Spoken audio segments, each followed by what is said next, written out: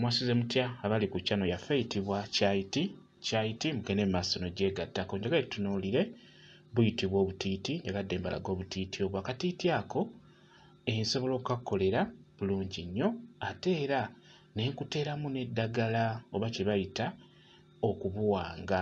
Nkakkolera bulungi nnyo ate oluvannyuma ne nkuteeramu n'eddagala n'okambala nga kateekeddwamu eddagala olw'ensonga nti akatiiti ako eky'amazima osobola okubeera ng'okafunye naye ate tekiba kirungi kukambala nga temuli ddagala nga tekawangiddwamu ddagala. Kati nga bw'olaba ako kali kamu naye kaliko obutiiti buna akwegamba osobola oketolooza emirundi 4.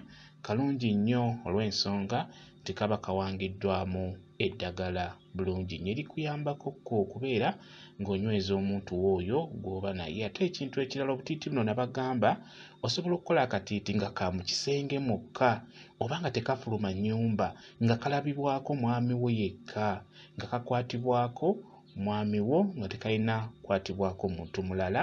Naye ate era osobola okukola akatiiti ne kabeera nga ojja kukatambuliramu tekaba na buzibu ng'ojja kubeera ng'okatambuliramu tugeze nga tolina mwami waka naye nga tolina omwami w'ebbali. Olunaku olutuuka ng'ogenda kumulabako n'obeera ng'okateekamu n'ogenda n'obeera ng'omulabako.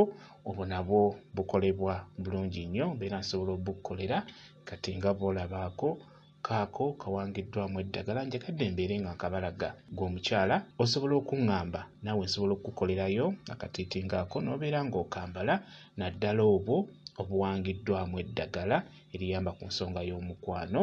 Keeko WhatsApp namba yange eri 0777843701 yeeyo WhatsApp namba yange. Mwebale kubeera ku channel yaffe eyitibwa Kyaiti YouTube channel yaffe. Kyembasaba mugende mu maaso n'ogyegattako mbeere bulungi. Mweraba.